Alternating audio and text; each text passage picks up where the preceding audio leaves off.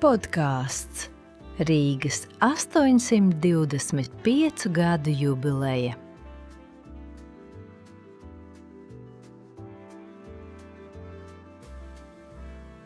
Sveiki visiem! Prieks, ka klausāties! Mani sauc Andris. Un mani sauc Sofija. Šodien mēs runājam par Rīgu. 2026. gadā Rīga svin 825 gadu jubileju. Pilsētas vēsture ir gara un bagāta. Rīgā ir daudz pazīstamu vietu. Vecrīga, baznīcu torņi, Melngalvju nams, Kaķu nams un Jūgenstila ēkas. Šodien skatīsimies, kā viss ir saistīts. Mūsu ceļš sāksies ar upi. Tad būs osta, tirgotāji, ģildes, Jūgenstils un mūsdienu Rīga. Sākam pirms 825 gadiem. Bet patiesībā vēl agrāk. Toreiz šeit vēl nebija tādas Rīgas, kādu redzam šodien. Vietā, kur tagad ir Līvu laukums, kādreiz tecēja upe Rīdzene, jeb Rīga. Pie tās dzīvoja lībieši. Viņi zvejoja, tirgojās un izmantoja upi kā ceļu. Tātad Rīga neradās pēkšņi 1201. gadā. Jau pirms tam šeit satikās upe, cilvēki un tirdzniecība. Daugava savienoja zemi ar Baltijas jūru, bet Rīdzene deva dabisku ostu. Kad 13. gadsimta sākumā šeit ieradās vācu krustneši un bīskaps Alberts, viņi redzēja nozīmīgu tirdzniecības vietu. Un 1201. gadā bīskaps Alberts dibināja pilsētu, kuru šodien saucam par Rīgu. Rīgas sākums nebija mierīgs. Šeit satikās vietējie iedzīvotāji, vācu tirgotāji, baznīca, karaspēks un nauda. Var teikt, ka Rīga no sākuma bija pārejas pilsēta. Starp upi un jūru, starp austrumiem un rietumiem, starp vietējo pasauli un jaunu varu. Šo pagātni var redzēt arī šodien. Līvu laukumā bruģis un puķu dobas ir veidoti kā viļņi. It kā pazudusī upe būtu atgriezusies pilsētā. Tālāk Rīga auga kā tirdzniecības pilsēta. Tika celtas sienas, vārti, torņi, noliktavas, baznīcas un ģildes. Tirgotāji veda graudus, vasku, kažokādas, koku, sāli un audumus. Rīga kļuva svarīga Ziemeļeiropas tirdzniecībā. Tirgotājiem bija liela vara un savas organizācijas – ģildes. Vecrīgā vēl šodien var redzēt lielo ģildi un mazo ģildi. Lielajā ģildē bija bagāti tirgotāji, bet mazajā ģildē amatnieki. Viduslaiku Rīgā būt ģildē nozīmēja tiesības tirgoties un būt daļai no elites. Ar šo tēmu ir saistīta pazīstama Rīgas leģenda – Kaķu nams pie Līvu laukuma un Lielās ģildes. Leģenda stāsta, ka nama īpašnieks bija bagāts tirgotājs. Viņš gribēja kļūt par lielās ģildes biedru, bet viņu nepieņēma. Tad viņš atbildēja ar arhitektūru. Uz nama torņiem viņš uzlika 2 melnus kaķus. Kaķi bija pagriezti ar astēm pret lielo ģildi.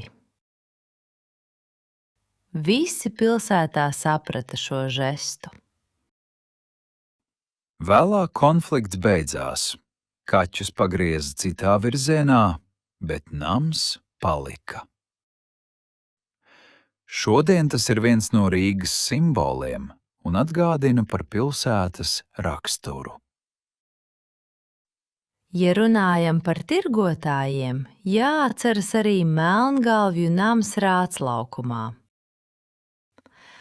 Melngalvju brālībā bija jauni, neprecēti tirgotāji.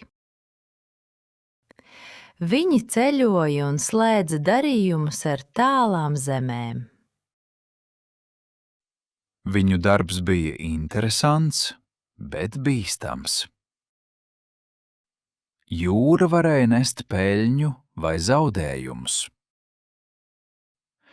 Tirgotāji bija atkarīgi no vēja, kuģiem un ostas. Tāpēc Rīgā bija svarīgi skatīties ne tikai uz ūdeni, bet arī augšup, uz baznīcu torņiem. Uz vairākiem vecrīgas torņiem bija gaļi, vēja rādītāji. Viens no pazīstamākajiem ir Svētā Pētera baznīcas torņa gailis. Ja vējš bija labs, kuģi ienāca ostā.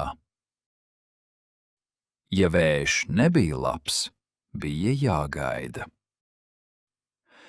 Vējš nozīmēja preces, naudu un ziņas. Ilgu laiku visa šī enerģija palika veco pilsētas mūru iekšpusē. Līdz kamēr pilsētai kļuva par šauru. 19. gadsimtā sākās jauns posms. Vecie nocietinājumi zaudēja nozīmi. Rīga sāka augt arī ārpus sienām. Parādījās bulvāri, jauni kvartāli, nauda un idejas. Te mēs pārejam no tirgotāju Rīgas uz modernāku Rīgu. Agrāk pilsētnieki skatījās uz vārtiem un torņiem, bet tagad arvien vairāk skatījās uz fasādēm. Un tad parādījās jūgenstils. Uz namu fasādēm redzam maskas, lauvas, sfinksas, putnus, sieviešu tēlus, augus un liektas līnijas. Arhitektūra kļuva par pilsētas balsi. Tā teica, Rīga grib būt moderna, drosmīga, izglītota un eiropeiska. Svarīga šīs jaunās Rīgas daļa bija cilvēki, kuri paši veidoja savu dzīvi. Viens no viņiem bija Kristaps Morbergs. Kristaps Morbergs dzīvoja 19. un 20. gadsimtā. Viņš sāka kā celtnieks, bet vēlāk kļuva par bagātu uzņēmēju, namu īpašnieku un mecenātu. Par Morbergu stāsta pilsētas leģendas. Viena leģenda vēsta, kad viņam bija naudas grūtības, viņš brauca pa Rīgu graznā karietē, lai baņķieri domātu, ka viss ir kārtībā. Mēs nezinām, vai šis stāsts ir pilnīgi patiess, bet tas labi parāda jauno Rīgu. drosmi, aprēķinu, spēju riskēt un ticību nākotnei. Tomēr vissvarīgākais ir viņa atstātais mantojums. Morbergs novēlēja Latvijas Universitātei īpašumus Rīgā un Jūrmalā. Šis mantojums vēl joprojām palīdz studentiem. Tas ir svarīgs pavērsiens. Sākumā Rīga auga pie upes. Vēlāk tā kļuva bagāta ar tirdzniecību, būvēja modernas ēkas un daļa bagātības kļuva par izglītību. Agrāk Rīga kļuva bagāta pateicoties ostai, kuģiem un tirdzniecībai. Vēlāk daļa šīs bagātības palīdzēja attīstīt izglītību, universitāti, stipendijas un iespējas jaunajai paaudzei. Šodien visi šie slāņi dzīvo kopā. Līvu laukums atgādina par Rīdzeni, Kaķu nams par tirgotāja strīdu ar lielo ģildi, Melngalvja nams par tirgotāju spēku, Gaļļi torņos par vēju un ostu, Jūgenstils par lielām ambīcijām, Universitāte par nākotni. Mūsdienu Rīga neatceļ veco Rīgu. Tā dzīvo kopā ar to. Tramvajs brauc garām interesantām fasādēm, tūristi fotografē kaķus un studenti saņem stipendijas, kuru vēsture sākas senā pagātnē. Tāpēc Rīgas jubileja nav tikai datums kalendārā. 825 gadi ir iespēja ieraudzīt pilsētu kopumā, ne tikai kā skaistas vietas, bet kā vienu lielu stāstu. Tas ir ceļš no mazas upes un lībiešu ostas līdz galvaspilsētai, kur apvieno atmiņas un mūsdienas. Rīgas dzimšanas dienā gribas vēlēt pilsētai sargāt pagātni un turpināt mainīties. Jo dzīva pilsēta nav muzejs. Tā ir vieta, kur vēsture turpina dzīvot. Kur bruģis atceras tirgotāju soļus. Kur torņi atceras vēju. Kur jūgenstila fasādes skatās uz garāmgājējiem kā akmens liecinieki. Un kur pazudusī upe vēl joprojām plūst, ne pa ielām, bet pilsētas atmiņā. Daudz laimes dzimšanas dienā Rīga. Pilsēta pie Daugavas. Pilsēta ar kaķiem, tirgotājiem, mecenātiem, studentiem, torņiem un vēl nepabeigtiem stāstiem. Ar jums bija Sofija un Andris.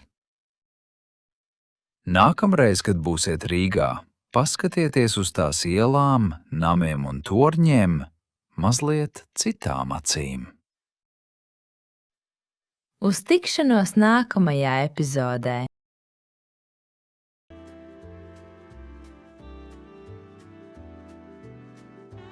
Podkāsts Rīgas 825 gadu jubileja.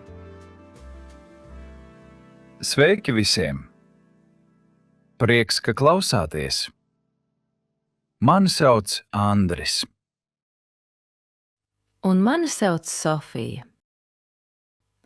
Šodien mēs runājam par Rīgu. 2026. gadā Rīga svin 825 gadu jubileju. Pilsētas vēsture ir gara un bagāta. Rīgā ir daudz pazīstamu vietu. Vecrīga, baznīcu torņi, Melngalvju nams, Kaķu nams un Jūgenstila ēkas. Šodien skatīsimies, kā viss ir saistīts. Mūsu ceļš sāksies ar upi. Tad būs osta, tirgotāji, ģildes, Jūgenstils un mūsdienu Rīga. Sākām pirms 825 gadiem. Bet patiesībā vēl agrāk. Toreiz šeit vēl nebija tādas Rīgas, kādu redzam šodien. Vietā, kur tagad ir Līvu laukums, kādreiz tecēja upe Rīdzene, jeb Rīga. Pie tās dzīvoja lībieši. Viņi zvejoja, tirgojās un izmantoja upi kā ceļu. Tātad Rīga neradās pēkšņi 1201. gadā. Jau pirms tam šeit satikās upe, cilvēki un tirdzniecība. Daugava savienoja zemi ar Baltijas jūru, bet Rīdzene deva dabisku ostu. Kad 13. gadsimta sākumā šeit ieradās vācu krustneši un bīskaps Alberts, viņi redzēja nozīmīgu tirdzniecības vietu.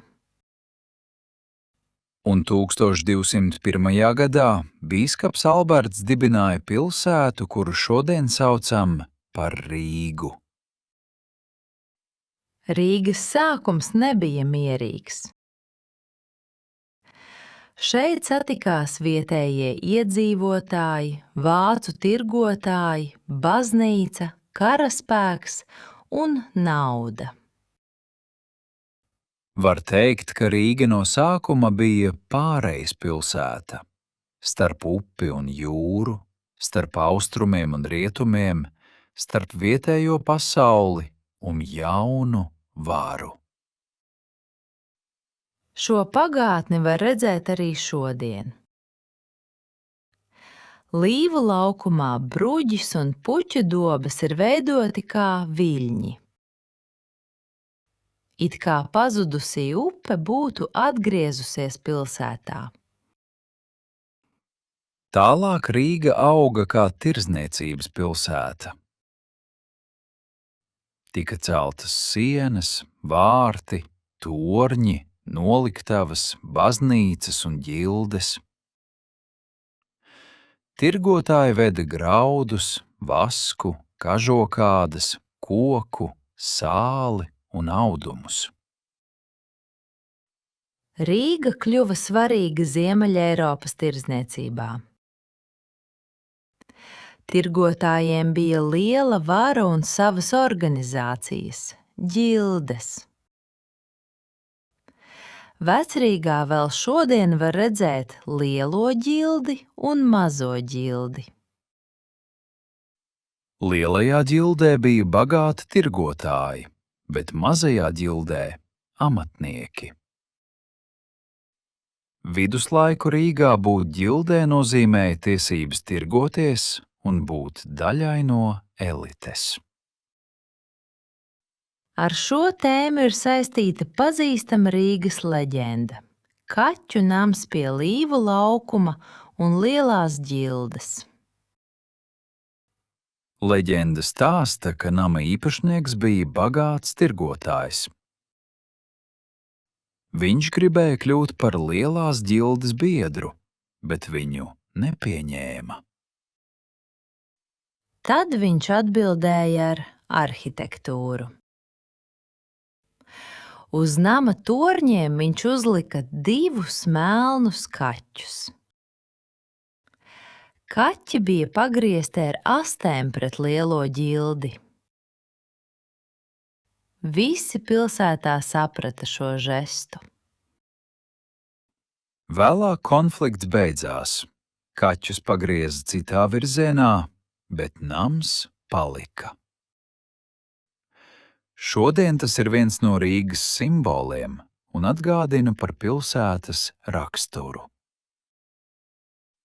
Ja runājam par tirgotājiem, jāatceras arī Melngalvju nams Rāclaukumā. Melngalvju brālībā bija jauni, neprecēti tirgotāji. Viņi ceļoja un slēdza darījumus ar tālām zemēm. Viņu darbs bija interesants, bet bīstams.